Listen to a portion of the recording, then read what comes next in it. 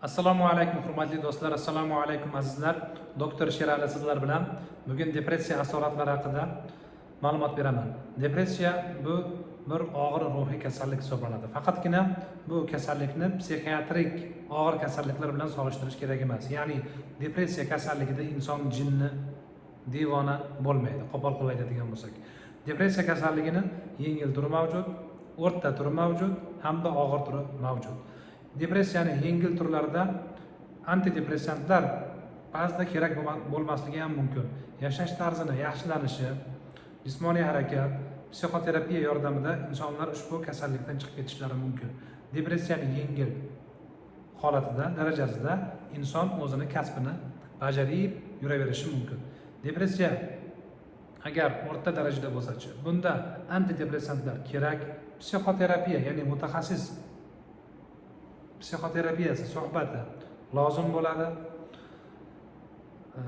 Bu depressiyaning bu darajasida inson o'zini ishini bajarishga qiynaladi yoki o'qiydigan bo'lsa, o'qishda qiyinchiliklar seza boshlaydi.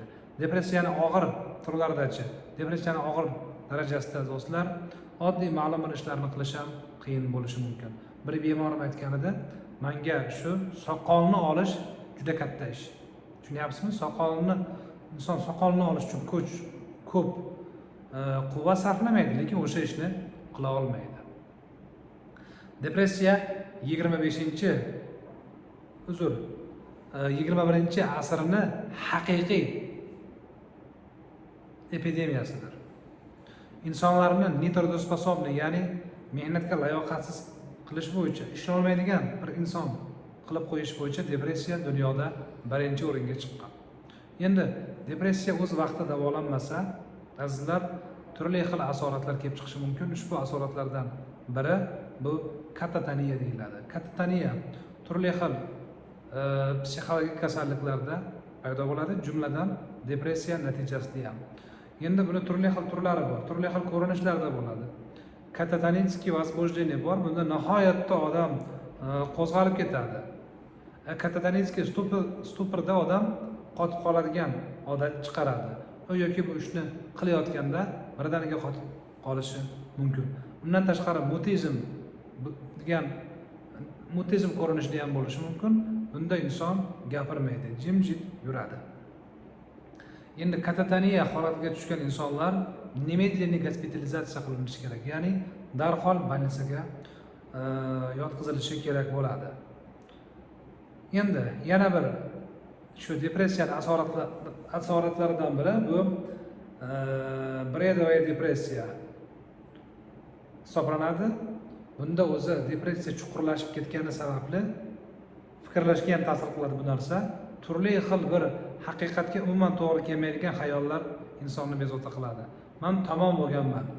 Butun problemalarda bosh aybdor menman. Men aniq jahannamga, do'zaxga tushaman.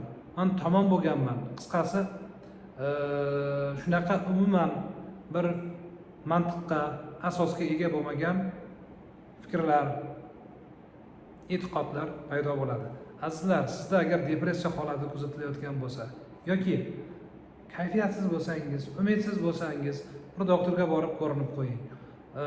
Depressiya bilan apatiyaning farqi bor. Depressiya bilan 1-2 kunlik kayfiyatsizlikning farqi bor. Doktorga bir marta boring.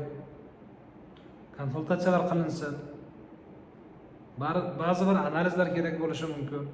Agar kasalingiz haqiqatan depressiya bo'lsa, yengil darajasida tuzalib ketishi oson bo'ladi, ishlash kerak. Sog' salomat bo'linglar. Men Kamina Tojikiston Respublikasi Istarovshan shahrida Zulayho klinikasida ishlayman. Rahmat.